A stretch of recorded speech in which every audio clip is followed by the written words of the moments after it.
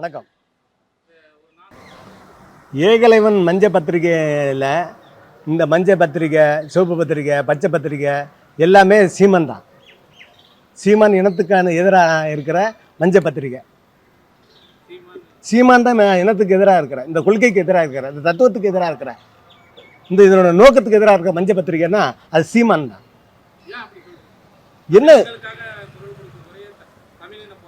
என்ன குரல்? கருணாநிதியை விட ஜாஸ்தி குரல் கொடுத்துருப்பாரு.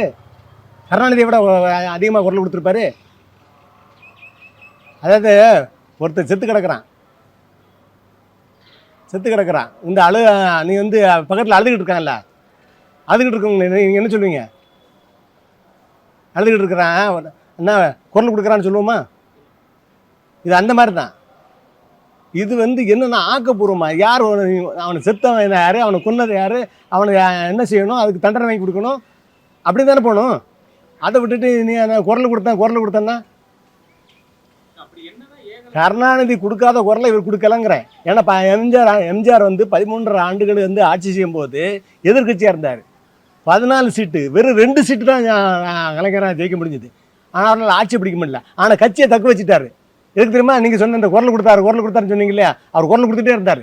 ஏன்னா அவருக்கு வந்து இந்த தினமும் அறிக்கை, ஈழத்தமிழர்களுக்காக நாங்கள் நிற்கிறோம், ஈழத்தமிழர் ஐயோ இந்த இனத்தை கொள்றீங்களே அப்படின்னு. மகாராஷ்டிராவில் அடித்தா குரல் கொடுப்பாரு, இங்கே அடித்தா குரல் கொடுப்பாரு, திரும்ப அடிப்பானா அப்பவும் குரலை தான் கொடுப்பாரு. தவிர ஒரு நாளும் அதுக்கான ஒரு தீர்வுகளை கண்டதில்லை.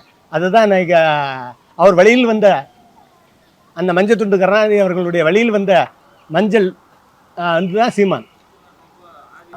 அல்ல அதோடைய அது வந்து ஒரு வழியாக இருக்கலாம். அதாவது நீங்கள் இப்போ சொல்கிற வழியை தன் வழியோட சொல்கிறாரு, தவறு அப்படி தான் சொல்கிறாரு. நான் எடுத்துக்கிறேன். ஏன்னா இவங்க மாண்புன்னு எது சொல்கிறாங்களோ, எதிரி வீட்டில் போய் நீங்கள் கொஞ்சம் குழாவது தான் மாண்பா. திராவிடத்திற்கு மாற்றாதானே இந்த கட்சி ஆரம்பிக்கப்பட்டது. திராவிடத்தை கருவறுப்புன்னு சொன்னது யார்? மண்ணுக்கும் மக்களுக்கும் இந்த இனத்துக்குமான எதிரான ஒரு இந்த கட்சின்னு சொன்னது எந்த கட்சியை? அப்போ இங்கே என்ன நீங்கள் இருந்தது? தமிழருக்கு கட்சி இல்லை. எல்லாருமே நம்ம தமிழர் இல்லை எல்லாம் நம்ம சொல்லிட்டோம். அப்போ இங்கே ஏன்னா எல்லோரும் வேடிக்கை பார்த்தாங்க. 2009 அதுவும் நடந்தது. எல்லோரும் வேடிக்கை பார்த்தாங்க. ஊடகங்கள் முதற்கொண்டு எல்லாம் வேடிக்கை பார்த்த உடனே அப்போ என்னன்னா இங்கே தமிழக தலைவனாக உள்ள ஒரு கட்சி, அதுவும் ஆட்சியை பிடிக்கிறதுக்குள்ள ஒரு கட்சி இல்லை. அப்போ நம்ம அதுக்குள்ள அந்த வழியை உருவாக்கணும் அப்படின்னு சொல்லி தானே திராவிடத்திற்கு மாற்று, திராவிடத்தை வீழ்த்த, திராவிடத்தை கருவறுக்க. நீ தேர்தல் இல்லை, கடந்த 5 ஆண்டுகளாக பேசலை. கடந்த 5 ஆண்டுகளாக திமுக ஆட்சிக்கு வந்து 5 ஆண்டுகளாக பேசலை. ஆனால் 5 ஆண்டுகளாக அதனுடைய அமைச்சர்களோட பேசிகிட்டு இருக்காரு, அந்த ஆட்சியில் இருக்கிற அதிகாரிகளோட பேசிகிட்டு இருக்காரு, அந்த கட்சிக்காரர்களோட பேசிகிட்டு இருக்காரு, எல்லாரும் சந்திக்கிறாரு, எல்லார்கிட்டையும் பேசுகிறாரு. அது வந்து அப்போ எனக்கு வந்து அவர் வந்து நானே சொல்லுவேன், அவர் வந்து ரொம்ப தாமதமாக பேசிட்டாரு. யார்? ஏகலைவன். ஏன்னா அவருக்கு எல்லாமே தெரியும் இல்லையா? தேர்தலுக்கு முன்னாடி போய் சந்திச்சாரு.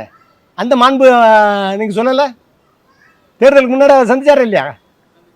அந்த மாண்பை சொல்லலை? தேர்தலுக்கு முன்னாடி இந்த இந்த பேரம் பேசப்பட்டதா இல்லையா? அந்த பேரத்துக்கு ஒத்துக்கிட்டாங்களா இல்லையா? உங்களுக்கு தெரியுமா தெரியாதா?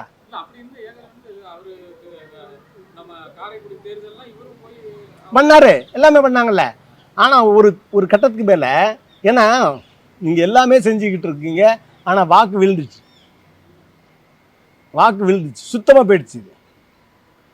அதாவது அப்போ என்ன அப்போ இங்கே அதாவது இது வந்து தமிழ் தேசியங்கிறது ஒரு இவ்வளோ பெரிய வலியோட பிறந்த இந்த கட்சியை உருவாக்குறதுக்கு எவ்வளோ இழந்திருப்பான். அந்த இழந்த அத்தனை பேருக்காண்டி கிடைச்ச வாக்கு தான் அந்த வாக்கு. இவனை உடனே சொல்லுவாங்க சீமான் பேசிட்டான் அப்படின்னு. சீமான் அதுக்கு முன்னாடியே 300 இந்த கட்சியை நாம் தமிழர் கட்சி ஆரம்பிக்கும் முன்னே 300-400 மேடை பேசியிருக்காப்ல. இல்லை அதான் சொல்கிறேன், அப்போ கூட எவ்வளோ வருவான். அதாவது நான் சொல்கிறது இந்த கட்சி நாம் தமிழ் கட்சி ஆரம்பிக்கிறதுக்கு முன்னாடி அவர்கள் வந்து பேசாத மேடை கிடையாது. திக மேடையில் பேசியிருக்காரு, பாமக மேடையில் பேசியிருக்காரு, கம்யூனிஸ்ட் மேடையில் பேசியிருக்காரு, விடுதலை சிறுத்தை மேடையில் பேசியிருக்காரு, திமுக மேடையில் பேசியிருக்காரு, எல்லா மேடையிலும் பேசியிருப்பார். ஆனால் இவருக்குன்னு வந்த கூட்டம் பார்த்தீங்கன்னா ஒரு 30 பேர் 40 பேர் தான் இருப்பான். இவருக்குன்னு வந்த கூட்டம், அதாவது திக கூட்டத்தை நானே பார்த்துருக்கேன், கவுண்டம்பாளையத்தில் பார்த்துருக்கேன். 30-40 பேருக்கு மேலே எங்கேயும் இருக்க மாட்டான். என்னைக்கு இந்த 2009க்கு அப்புறம் இவ்வளோ ஒரு பெரிய பேரிழப்பில் இந்த கட்சி நாம் தமிழர்னு புதுசாக பேர் வச்சு அதில் பின்னாடி பிரபாகரன் அவருடைய ஃபோட்டோ வச்சு கூட்டம் என்னைக்கு போடப்பட்டதோ விண்டு விடாத வீரம் வண்டியிடாத மானம்னு வச்சுட்டு நான் என்னைக்கு ஆரம்பித்தோமோ அன்னைக்கு தான் கூட்டம் வந்தது. அதை பேச தான் உங்களுக்கு கூட்டம் வந்தது. கூட்டம் வந்தது, நோட்டு வந்தது. நோட்டு வந்தோடனே எல்லாத்தையும் மாற்றிட்டீங்க. வெற்றி பெறுன்னு பேசவே இல்லையா அவரு? வெற்றி பெறுன்னு பேசியிருந்தா தான் வெற்றி பெற்றுக்கலாமே. எனக்கு வெற்றி பெற நோக்கம் இல்லைன்னு சொன்னாரு. வெற்றி பெறதான் அவரோட நோக்கம் இல்லை.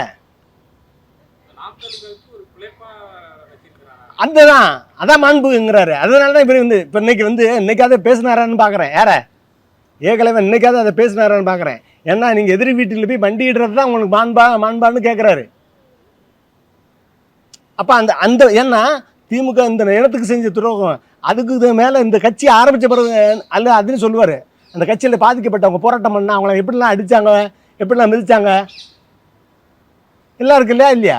இந்த கடைசியாக வந்து திருச்சியில் அந்த ஒரு இவரை பற்றி அவர் அந்த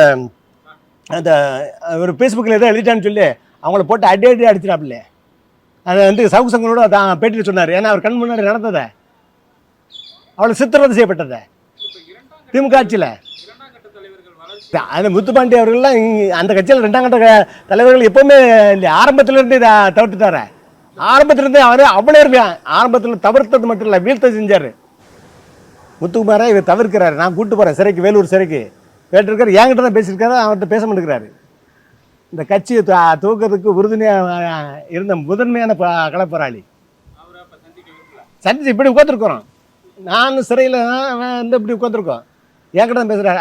அப்புறம் இளையவர அப்புறம் அவங்கள்ட்ட பேசவே இல்லை. இப்படி ஒவ்வொருத்தரையும் தவிர்ப்பார். காரைக்குடி மைக்கெல்லாம் அவங்கள முதல்ல அந்த ஒரு செய்தி தொடர்பாளர் மாதிரி முதல்ல கூட இருந்தவன் அவனை தவிர்த்தார்.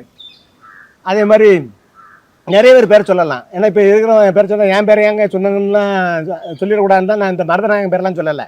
ஏன்னா மருதநாயகன் தான் முதல்ல அதை அறிக்கை எழுதுனவன். அவன்லாம் அப்போவே வெளியே போயிட்டான். ஆமாம், வெளியேறலாம் வாய்ப்பு இருக்கா, வெளியேற போகிறாரா என்னன்னு தெரியல. ஆனால் நமக்கு அந்த உணர்வோடு இன்னும் எல்லாருமே வந்தாலும் அந்த உணர்வோடு இருப்பாங்க அப்படிங்கிறது எனக்கு அசைக்க முடியாத நம்பிக்கை. ஏன்னா அவங்க ஒருபோதும் அதை விட்டு கொடுக்க முடியாது. ஏன்னா முதல்ல அவங்க வந்து இந்த அரசியலுக்காண்டி வந்தது இந்த உணர்வுக்காண்டி தான் வந்தாங்க. தேர்தலுக்கு முன்னாடி இது உண்மை. இன்னும் எல்லோரும் அவருக்கு இல்லைன்னு அவரை சொல்லுங்க பார்ப்போம். திமுக காரனை சொல்லுங்க பார்ப்போம். அதுதான் அந்த அனிதா சென்ற கேட்குறேன். ஏன்னா நீ வந்து தாய்மாமன் தானே, என் கல்யாணத்துக்கு நீ வரல? கல்யாணத்துக்கு நீ சீமான கல்யாணம் போது உனக்கு சீமானை யாருன்னே தெரியாது. சீமானை யாருன்னு தெரியுமா அந்த ஆளுக்கு? தாய்மாமங்கிற அன்னைக்கு கல்யாணத்துக்கு போனேன். சரி, கல்யாணத்துக்கு வரல. முதல்ல ஒரு குழந்தை பிறந்துச்சே, குழந்தை பிறந்துச்சே, அப்போ எங்கடா போனீங்க? இப்போ எங்க தாய்மாமன் வந்தது? திமுகவுடைய உறவுல வந்தது இந்த தாய்மாமன். திமுகவுடைய உறவுல அங்கே போயிட்டு இவர் ஃபோன் போட்டு கொடுத்தாரே இல்லையா அவருக்கு? யாருக்கு? அனிதா ராசன் ஃபோனில் ஸ்டாலின் பேசினாரா இல்லையா? குழந்தை வீட்டுக்கு வாங்கன்னு சொன்னாரே இல்லையா? பணம் தான் நோக்கம் இல்லை. நான் தான் முன்னாடி சொன்னேன் 5 விளையாது 50 விளையாது அப்படின்னு. அது ஆரம்பத்துக்கு இந்த இனத்துக்கான ஒரு வீழ்ச்சிக்காண்ட வேலையை பார்த்துட்டாரு அப்படின்னு தான். அதில் வந்து நாங்கள்லாம் ஏமாந்துட்டோம். நான் என்னம்மா 8 லட்சம் மக்கள் அந்த 8% வாக்கு போட்டுட்டு ஏமாந்துட்டாங்க.